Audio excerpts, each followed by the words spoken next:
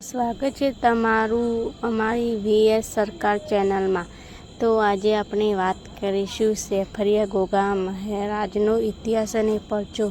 ગુજરાતની પાવન ભૂમિકા અનેક લોકદેવતાઓ થઈ ગયા છે, જેમણે પોતાની દિવ્ય શક્તિ અને પરચાઓથી ભક્તોના સંકટો દૂર કર્યા છે। તેમાંથી એક છે સેફરિયા ગોગા મહારાજ। તેમનું મુખ્ય ધામ અમદાવાદ જિલ્લામાં માંડલ તાલુકામાં આવેલું સેફર ગામ છે। આ સ્થળ માત્ર ગુજરાતમાં જ નહીં પરંતુ રાજસ્થાન અને અન્ય રાજ્યોના ભક્તો માટે પણ આસ્થાનું કેન્દ્ર છે। સેફરિયા ગોગા મહારાજને નાગ દેવતાના રૂપમાં પૂજવામાં આવે છે અને તેમની ખ્યાતિ મુખ્યત્વે સર્પદંશના ઉપચાર અને નિસંતાન દંપતીઓને સંતાન સુખ આપવા માટે છે। ગોગા મહારાજનું સેફરમાં પ્રાગટ્ય। ગોગા મહારાજ મૂળ રૂપે રાજસ્થાનના 54 વર્ષના વીર યોદ્ધા ગોગાજી જાહારવીર હતા, પરંતુ સેફર ધામમાં તેમનું પ્રાગટ્ય અને સ્થાપન કેવી રીતે થયું તેની પાછળ એક રસપ્રદ ઇતિહાસ છે। સમય: સદીઓ પૂર્વેનું। સ્થળ: સેફર ગામ, ગુજરાત। વર્ષો પહેલાં સેફર ગામની આસપાસનો વિસ્તાર ઘાટ, જંગલો અને ઝાડીઓથી ઘેરાયેલો હતો। આ વિસ્તારમાં 54 વર્ષના કેટલાક ભક્તો આવીને વસ્યા હતા, જેઓ ગોગાજીમાં અખૂટ શ્રદ્ધા ધરાવતા હતા। આ ભક્તોએ નહીં જંગલમાં એક નાનકડી જગ્યાએ ગોગાજીના નામનો ધજાદંડ સ્થાપિત કર્યો અને તેમની પૂજા અર્ચના શરૂ કરી। લોકવાયકા મુજબ સેફર ગામના એક પશુપાલક ભક્તને સ્વપ્નમાં ગોગા મહારાજે દર્શન આપ્યા। ગોગાજીએ તેમને આદેશ આપ્યો કે તેઓ જે જગ્યાએ નાગનું સ્વરૂપ ધારણ કરીને બિરાજમાન છે તે જગ્યાએ જ તેમનું મંદિર બનાવવામાં આવે અને તેમની નિયમિત પૂજા થાય। આ વાતની જાણ થતાં જ ગામના લોકોએ સાથે મળી એ જગ્યાએ નાનકડું મંદિર બનાવ્યું। ગોગાજીનું નામ સેફરિયા પાડવા પાછળનું કારણ: મંદિરના નિર્માણ પછી આ દેવતાને સેફરના ગોગા અથવા સેફરિયા ગોગા મહારાજ તરીકે ઓળખવામાં આવ્યા। આ ઉપરાંત કેટલાક ભક્તો માને છે કે સેફર શબ્દનો અર્થ સર્પનું સ્થાન અથવા જ્યાં અનેક સર્પો ભેગા થાય છે તે સ્થાન સાથે જોડાયેલો છે, જે નાગદેવતા તરીકેની તેમની ઓળખને મજબૂત કરે છે।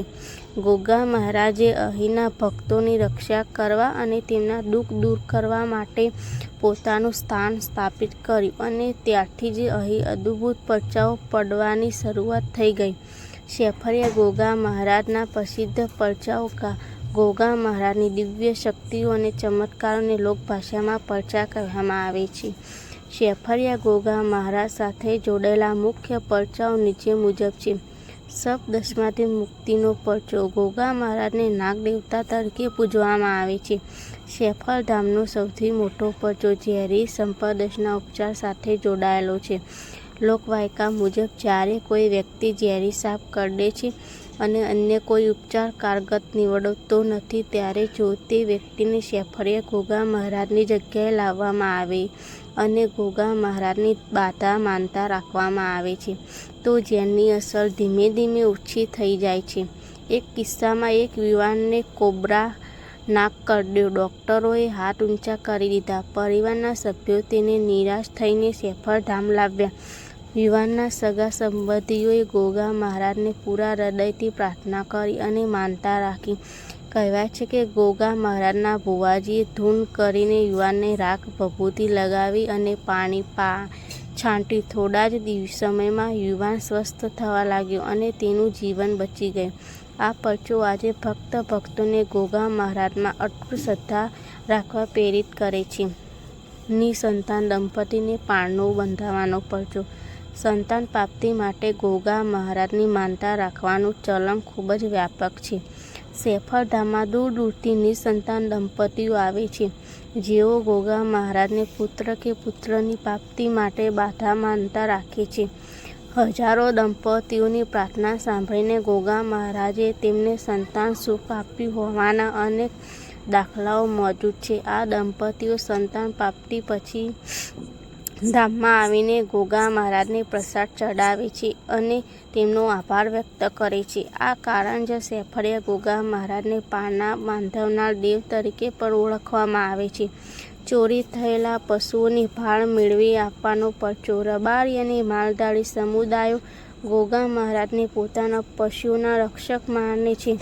જૂના સમયમાં જ્યારે કોઈના ઢોરઢાંખર કે મૂલ્યવાન પશુઓ ચોરાઈ જતા હતા ત્યારે ભક્તો સેફરિયા ગોગા મહારાજ પ્રાર્થના કરતા અને ધામમાં આવીને માનતા રાખતા. કહેવાય છે કે ગોગા મહારાજની કૃપાથી ચોરી કરનાર વ્યક્તિ પકડાઈ જતો અથવા તો પશુઓ આપોઆપ પોતાના માલિક પાસે પાછા આવી જતા.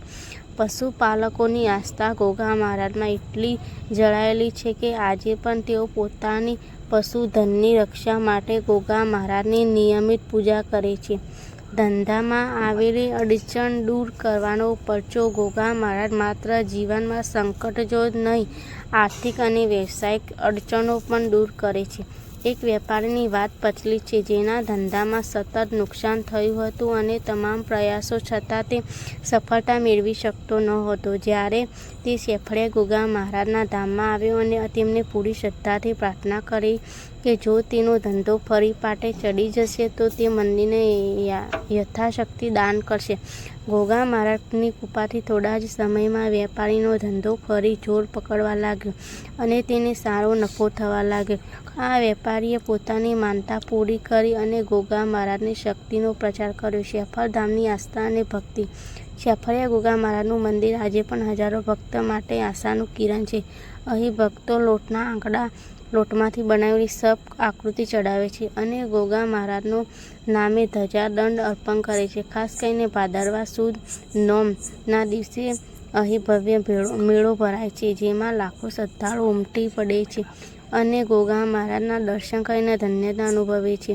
સેફરિયા ગોગા મહારાજની વાતો અને પરચાઓ એ વાતનો પુરાવો છે કે શ્રદ્ધા, ભક્તિ અને સત્યના માર્ગે ચાલનારા વ્યક્તિ પર દેવતાઓની કૃપા હંમેશા રહી છે. તેઓ ફક્ત એક લોકદેવતા નથી પરંતુ ગુજરાતી અને તેના આસપાસના વિસ્તારોની સાંસ્કૃતિક અને ધાર્મિક આસ્થાના જીવંત પ્રતીક છે. જય સેફરિયા ગોગા મહારાજ.